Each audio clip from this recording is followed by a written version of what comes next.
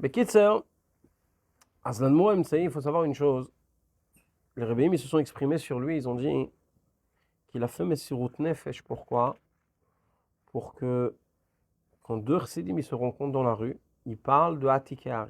Ils parlent des plus hauts niveaux de chassidut, les plus hauts niveaux de la sainteté, les plus hauts niveaux des sphirot, comme ça dans la rue. Tishtapechnav ne kodesh berosh kol chutzot le ma'aliuta, que les saintes pierres, c'est le passage qui est sur Echa, il parle de Jérusalem, elles soivent comme ça dans la rue. Mais les ma'aliuta en positif, là-bas dans Echa c'était là, les pierres de Jérusalem elles sont jetées de partout et personne ne les respecte. Non, non, non, non, non. On est arrivé dans une génération que les inyanim de Gdusha tishtapechnav ne kodesh berosh kol chutzot, que tous les inyanim, tous les secrets de la Torah, toutes les profondeurs de la Torah, elles sont comme ça accessibles par tous. Et que n'importe quelle personne peut y arriver. Ma'inyan, c'est parce que, comme vous avez étudié dans la Sikha dernièrement, que quand on s'approche de Yemot HaMashiach, d'un côté, hein? Pardon? Je n'ai pas compris. Quand vous dites les secrets de la Torah. Oui. C'est quoi le problème? C'est quoi, il dit, c'est quoi les secrets de la Torah? Un exemple. Un exemple? Viens demain, je vais te donner quelques exemples. Bezrat Hashem, mon collègue, tu viens, on va prendre quelques exemples. Ah, c'est ça, tishtapechna avne kodesh berosh kol chutzot. C'est qu'on s'approche de la Géoula, et comme on s'approche de la Géoula, le Rebbe l'explique, il y a deux raisons pour lesquelles on révèle des profondeurs de la Torah. La première, c'est parce qu'il nous faut des kochot, alors on utilise des armes encore plus sophistiquées, des armes encore plus secrètes. Mais il y a une deuxième raison. C'est justement parce qu'on s'approche de la Géoula, et qu'il faut que l'homme Israël s'habitue à ces normes-là de Torah, il s'habitue à ces secrets de Torah. Parce qu'on aura la Torah de Mashiach, et la Torah de Mashiach, c'est Dvarim Astumim, Dat Boram, les choses cachées, la sagesse céleste. Et ça va être l'activité de toute l'humanité. Et comme ça va être l'activité de toute l'humanité, il faut se préparer à ça. Comme le Rambam dit, les Yacher Libam chez l'Israël, vous l'avez étudié. Maintenant, il faut que ça rentre à l'intérieur dans le cœur maintenant. Azbekit, sur qu'est-ce qui se passe maintenant? On est dans une troufa où il faut mettre la tête dans les secrets de la Torah. Il ne faut pas avoir peur dans le Mahamar de cette partie qui ne va pas parler à Avodat Hashem, il va commencer à parler profondeur, secret, etc. de ce qui se passe là-haut. Et tu dis non, mais attends, moi je vais arriver au truc où c'est chaud comme ça, là, où ça te rentre dedans, ça te remet en question, ça te tire dans tous les sens, ça exige de toi. Non, non, non, non, non. Non, même cette partie-là qui est pas ce qu'on appelle les maïs, qui est pas qui virole concrète, parce que ça te révèle ce qui se passe là-haut. Mais justement, c'est ça qui te prépare à la Géoula. C'est ça qui te donne des cochotes à faire face à cette génération de tarés dans laquelle on est. Plus que ça. Tu dois t'habituer à ces notions-là jusqu'à ce que ça devienne des notions de ta vie. Jusqu'à ce que ça devienne ta terminologie, jusqu'à ce que ça devienne ton lexique, jusqu'à ce que ça devienne la façon dont tu t'exprimes. C'est un juif qui a terminé à une bête 2 fois, non, un gars un peu spécial. Quoi? Une bête, c'est une série de Mahamarim très profonde du Rabbi Rachab, du 5e Rabbi Lubavitch. Ce qu'on a parlé, Rosh Chodesh Kislev, que le Rabbi l'a fait sur Snefesh. Il a étudié 2 fois ça déjà. Il a étudié tout ce que l'Admor Zakan il a déjà écrit, il est passé énormément sur. Mais un vrai chassid, quelqu'un de très spécial. Mais Kitsour, sauf faire Stam. Et. C'est pas l'arrière. De qui? Du Rabbi Rachab? Tu m'as dit Sofer Stam. Lui, il est Sofer Stam. Non, Rabbi Marash était Sofer Stam. On a des écrits. On a des photos de Samegila. Et lui, une fois, j'ai discuté comme ça avec lui, et je lui ai parlé d'un lien qu'il fallait faire. Il m'a dit comme ça une phrase, il m'a dit Etzli zayadain lo Adam Kadmon. Chez moi, c'est pas encore arrivé à Adam Kadmon. Ça veut dire quoi? Ça veut dire que c'est pas arrivé au projet que ça se passe. Mais le terme qu'il a utilisé, c'est un terme de chassidut, de Kabbalah. Adam Kadmon, c'est l'homme ancestral, ça veut dire c'est dans les sphirotes là-haut, ça parle d'un niveau très très haut, il n'y a pas de début, il n'y a pas de fin. Là-bas, une neshama, c'est 1000 générations d'un coup, et les Rebbeim, ils expliquent que quand tu vois un juif, tu dois le voir comme s'il est dans Adam Kadmon à chaque instant. Quand un juif vient te demander de l'aide, c'est 1000 générations qui viennent te demander de l'aide d'un coup. Bref, une darga très spéciale. Tu dois voir un juif comme il est dans Adam Kadmon, comme il est dans sa source, comme une neshama est dans sa source. Ma nekuda baiser. Ça doit devenir ton Larousse. L'émotion de Chassidut, ça doit devenir ton Larousse. Et c'est ce que le Tzemach Tzedek il a dit sur son beau-père, sur Rabbi Dovber, sur le Baal Haïloul, sur le Baal Hayom Oled, sur le Baal Hageoulé d'aujourd'hui, le maître de la cérémonie. Que lui, le Tzemach Tzedek il a dit sur lui que si on lui ouvrait les veines, c'est pas du sang qui coulerait, c'est de la Chassidut qui coulerait. À propos de ça, je vais vous raconter une histoire. Il y avait un des fils du Tzemach Tzedek, le deuxième, le Maharil Yehuda Leib, que lui, on l'appelait à Lubavitch, on l'appelait le Stender. Le Stender. Ken? Ken. Le Stender. Le Stender. Non, pas le Maharil Ashkenaz des Minagim Ashkenaz, qui est marqué dans le Shulchan Aruch. Non. Il y a 1000 générations. Le Stender, on l'appelait comme ça. Une fois, son petit frère, le dernier, en réalité, le Rabbi de Lubavitch, le quatrième Rabbi de Lubavitch, Rabbi Shmuel, il lui a dit pourquoi on t'appelle le Stender. À Lubavitch, on ne supportait pas les surnoms, on ne donnait pas de surnoms aux gens. Le surnom qu'on donnait aux gens, c'était les surnoms de leur ville d'où ils venaient.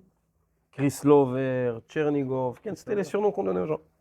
Il lui a dit pourquoi tu t'appelles le Stender. Et il n'a pas voulu lui répondre. Alors un jour, il a cédé au Rebbe Maharash. Il lui a dit parce que une fois, le Rabbi Dovber, il s'est appuyé sur moi. Le Rebbe raconte que Rabbi Dovber, il disait des Mahamarim debout. Et le Mahamar de sa libération, Ata Echad, qu'il a dit Shabbat après-midi, Ata Echad Veshimcha Echad, qu'en plein milieu du Mahamar, il s'est arrêté, il a dit faites de la place, Tate Isdo, mon père il est là, papa il est là, c'est un chassid, il doit vivre avec Tate Isdo. Tu te promènes pas tout seul dans la rue. Mais Kitzer, il le disait debout, les Mahamarim, il le disait debout. Mais il se tenait, ça lui arrivait de se tenir sur quelqu'un. Et sur qui il s'est tenu? Il s'est tenu sur le Maharil. Et combien de temps il s'est tenu sur lui? Il lui a dit une fois, il s'est tenu sur moi pendant 8 heures. Alors le Maharash, il a regardé et il lui a dit non, c'est pas possible que c'est pour 8 heures. Ça veut dire que c'était tellement évident que l'Admor Imsaï Rabbi Dovber pouvait dire des Mahamarim pendant plus de 8 heures. Que c'est pas à cause de ça qu'on t'a donné le surnom de Stender, parce qu'il s'est appuyé sur toi pendant 8 heures. Et comme ça, il lui a redemandé, il lui a fait pression, jusqu'à un jour, il lui a avoué, il lui a dit, Rabbi Dovber, il a dit sur moi 18 heures de chassidut en se tenant sur moi. 18 heures. C'est un chiffre phénoménal, je ne sais pas si vous imaginez. 24. Je ne rentre pas dans les détails. 18 heures. Est-ce qu'il s'est arrêté pour prier? Yacholiot que oui. Normalement, les Chora, oui. Ça devait être en été, Kaniré. 18 heures, bien c'était en hiver la nuit, je ne sais pas. Mais en tout cas, 18 heures. Le PL, c'est pas que c'est pas uniquement l'Admor MC, c'est comme le mari l'a tenu. Kitsour, quand le tsar il était à Babinovitch et quand il a vu Rabbi Dovber, il a appelé par son titre, Rebbe. Il a appelé par son titre. Et quand ils se sont ensuite séparés et que chacun il est reparti dans sa direction, et Sav il est allé Seira, comme c'est marqué dans le fromage du jour aujourd'hui, que le tsar il est reparti Seira. Il a encore une fois appelé Rebbe quand il s'est adressé à lui. Le Rebbe, il a fait de ça tout un inyan, comme un juif, même dans la galoute. Il arrive à un matzav où le goy, le plus grand des goyim, il te dit Rebbe. C'est pas stam. Même le goy, il voit la vérité. L'chaim, les broches, que Bezrat Hashem, qu'on rentre dans nos têtes ce que Rabbi Dovber, toute sa msirus nefesh, c'est pour que deux juifs ils se rendent compte et ils parlent de Hatik et Harich. Ça veut dire quoi? Tu vas apprendre ça. Tu vas reapprendre. Tu vas y penser, tu vas y réfléchir, tu vas y méditer, tu vas prier avec, tu vas chercher dans ta tefila où ce que tu as appris, où c'est que ça s'applique, où c'est que tu le retrouves dans ta tefila. Ça va rentrer dans ton cœur, ça va rentrer dans ta tête et tu vas mouiller les gens qui sont autour de toi avec ces inyanim-là. À tel point que quand tu vas rencontrer un autre juif, de quoi tu vas parler avec lui quand tu vas le rencontrer? Hatik et Harich. Tu vas parler des choses les plus profondes. Chaim, les broches. יפתח בך ואני אפתח בך ואני אפתח בך ואני אפתח בך אפתח חיים חיים dites לחיים נו dites לחיים נו Daniel dis לחיים le Rebbe raconte que Rabbi Dovber il pouvait dire énormément de fois de chassidut, de mahamarim de chassidut, même dans la même journée. À tel point que des fois, durant Shabbat, Rabbi Dovber, il pouvait dire 3 fois des mahamarim de chassidut. Et qu'est-ce qui s'est passé? En Tafshin Chavbet, en 1961, c'était Shabbat Yud Kislev, Parashat Vayetze. Le Rebbe a raconté des histoires sur le Admor Emsaï et qu'est-ce qu'on apprend de ces histoires-là? On n'a pas le Farbringen en détail, on a à peine... 1961. On n'a pas en détail tout ce que le Rebbe il a dit. On a ce qu'on appelle Raché Dvarim. On a les titres généraux de ce que le Rebbe il a dit. On a peine quelques histoires. Le Farmangen, il n'a pas été retenu comme il faut.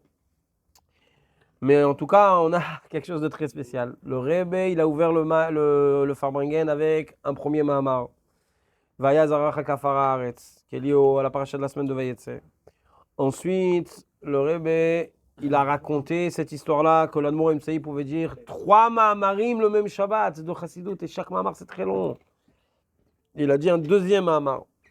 Et après, le Rebbe, il a raconté encore des histoires, et il a dit encore un troisième Mahamar, pas de Beshalom. Il y a 3 Mahamarim dans le même Farbrengen. Et le Rebbe, il a expliqué, c'est quoi le message, c'est quoi l'enseignement.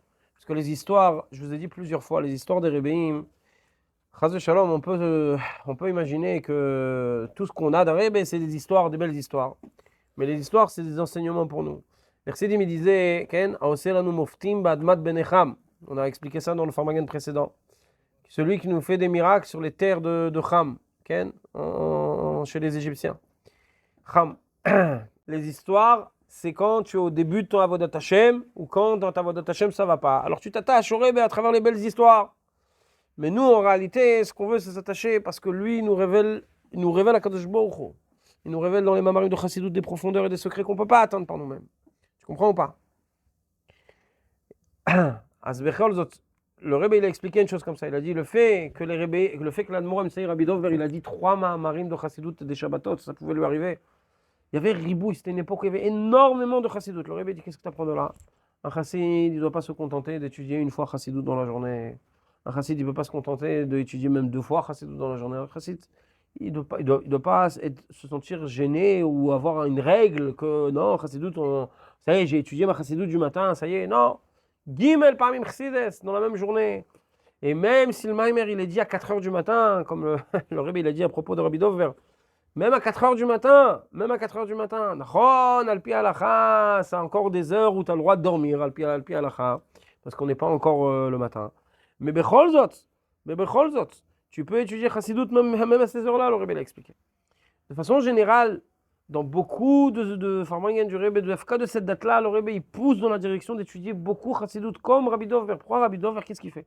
Il révèle, et il donne encore. Si on avait ici un livre de Rabbi Dover, je vous aurais montré combien des fois un sujet de Chassidut il peut être expliqué en profondeur et toutes ses facettes, et toutes ses branches.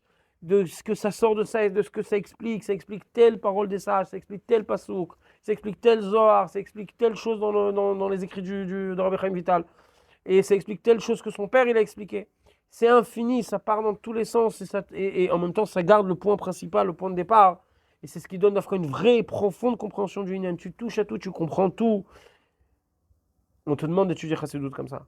Ne te contente pas de vortim, ne te contente pas d'un beau discours, ne te contente pas d'une petite phrase, d'une déclaration, d'un slogan. Nachon que dans le slogan il y a tout, Nachon que dans la déclaration il y a tout. Quand Dieu dit Shema Yisrael Hashem Elokeinu Hashem Echad, il y a tout là-bas. Mais qu'est-ce qu'il y a derrière Hashem Elokeinu Hashem Echad? Qu'est-ce qu'il y a derrière Shema? Qu'est-ce qu'il y a derrière Shema Yisrael? Il y a énormément de textes de Chassidus qui ont été écrits, notamment le Rabbi Dover lui-même qui a écrit, je vous ai expliqué hier. Qu'il a expliqué, il a écrit tout un livre qui s'appelle Imrebine, que Bekoshi on arrive à étudier. Alors c'est quoi le travail? Le travail, c'est de casser ce qu'on appelle dans la Chassidut, encore un nom de code qu'il faut apprendre, Anachot HaOlam. Anachot HaOlam, ça veut dire les postulats des inanimes de ce monde. Ça veut dire, non, Chassidut, j'ai étudié, j'ai fait mon petit Tanya du jour, j'ai fait mon petit Ayom Yom, je m'arrête là, c'est bon, j'ai donné, j'arrive au kollel le soir, je vais faire mes petits Zmanim, je m'arrête là. Non. Il faut casser ces barrières-là, ces fausses barrières imaginaires qu'on s'est mis dans la tête, que Chassidut, on étudie un petit peu, quelques lignes et quelques lignes. Non, il faut étudier Chassidut Beshofi. La montre, elle n'existe pas, la montre, elle n'est pas là, la montre, elle est absente, la montre, elle ne marche pas. Bichlal, il n'y a pas de montre. D'étudier jusqu'à que toi et l'étude, ça devient une seule chose. Que toi et Chassidut, ça devient une seule chose. Quand tu sors la tête du limoud, c'est ce que tu vois.